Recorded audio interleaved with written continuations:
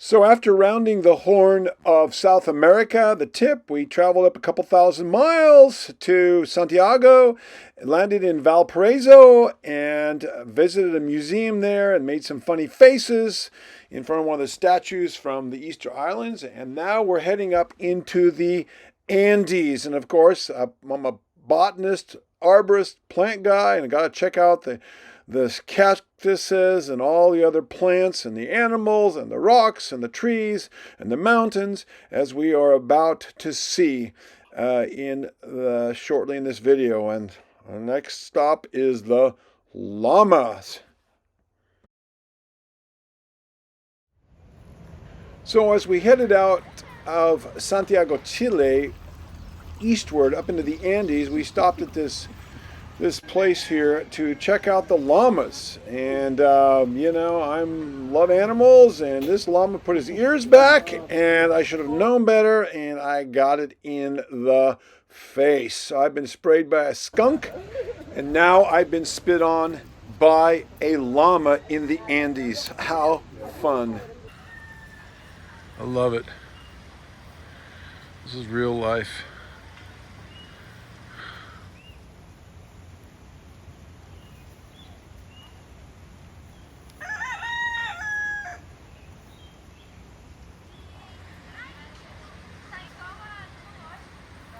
Beautiful.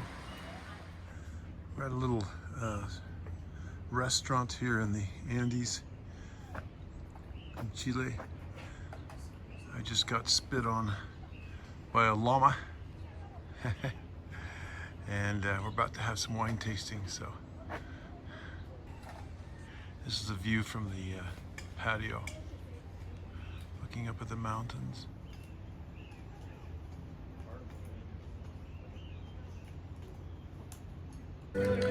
Wine tasting in the Andes.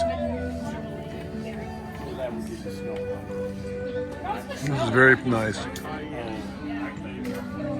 Yeah, we have freezing rain. We have a harbor where we live. It's all frozen, which I don't think I've ever seen in my life. Try some chili. Everything's frozen. Oh, for example, if you go to another huge wineries, Casillero del Diablo and Concha y Toro, they're great. The wines over there are exquisite. But the thing is that when you go visit, it's like, there's your cup. And they don't care much. So in this area, it's more like well known to have more like a sit-down tasting, more like a reunion.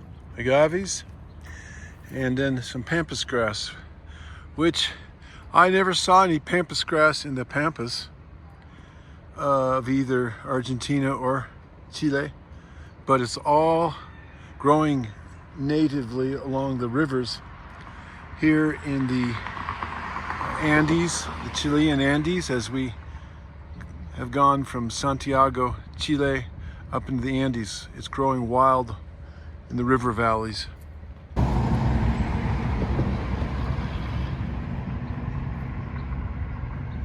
Some giant agaves here in the Andes with the Chilean flag in the background.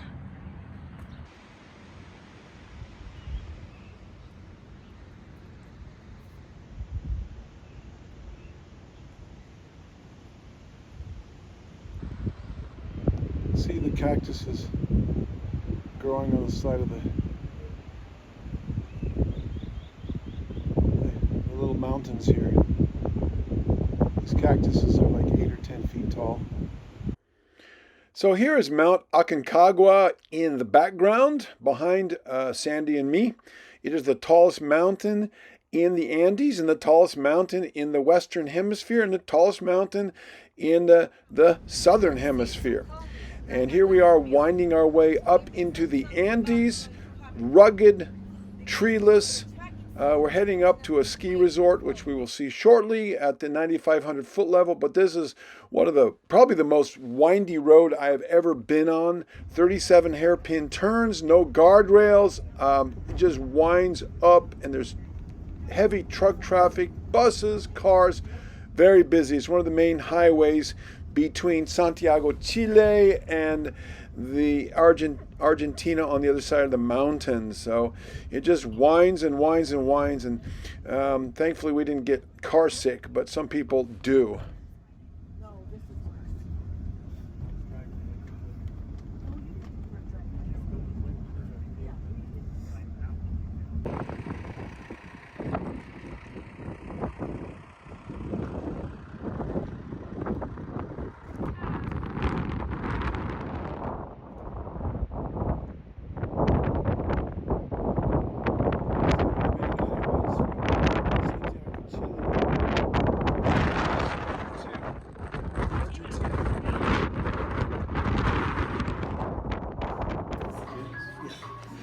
So we're up here at the ski resort in the Andes having lunch. Looking out at this. This was the oldest and first ski resort in this whole area. See the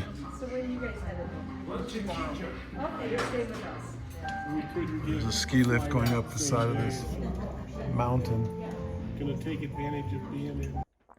So this is one of the oldest ski resorts in the Andes. It was started like in the 30s and finished in the 40s, and has become a favorite for Europeans to come and train. European ski champions and Olympians and these kind of people.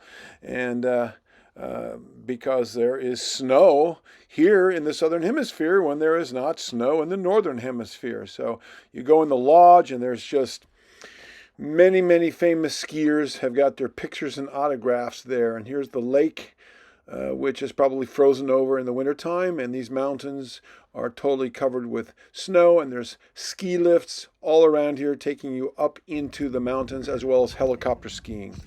I always wondered what it would be like to be up in the Andes. This is just a tiny little sliver of a taste. And of course, if I'm in the mountains, I've got to check out the wildflowers. This looks like an anemone. Don't quote me, but I believe it is. My mother, there's some sort of a daisy. Back to the anemone again. At least that's what I think. My mother, Emmylou, and my grandmother, Lucy, were wildflower enthusiasts. Here are some morning glory. Down in where we live, this is a noxious weed, but up here it seems to do very well. There's the lake in the background, and more morning glory, and pan up to the Andes, and here are some asters. Again, my mother and grandmother were wildflower enthusiasts and mountain flower experts. So in honor of them, hat tip to Lucy and Emmylou. And here we have the lake behind the ski resort. So I walked down this gravelly, windy trail to the edge of the lake, took my boots off, and soaked my feet in the glacial waters.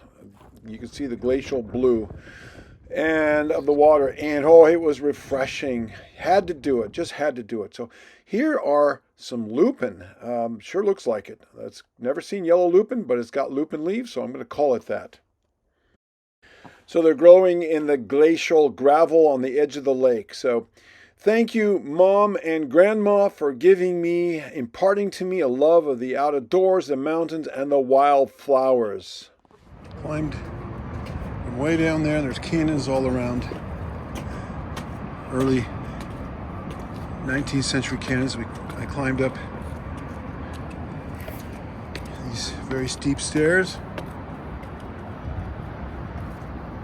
and took the picture from that spot up here. Looks out over the city. Looking east.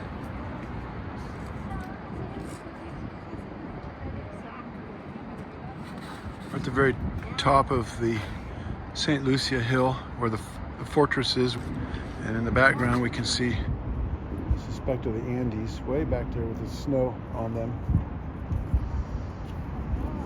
through the smog of the city. In the foreground you have the coastal range. Looking around from east to south.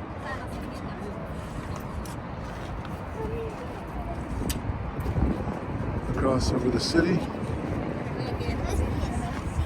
So anyway, we just passed the west. Now we're looking to the north and back to the east again, full circle. So I hope you enjoyed this short video of some of our fun experiences in Santiago and up into the Andes. And thank you for watching, and stay tuned. There's more videos to come.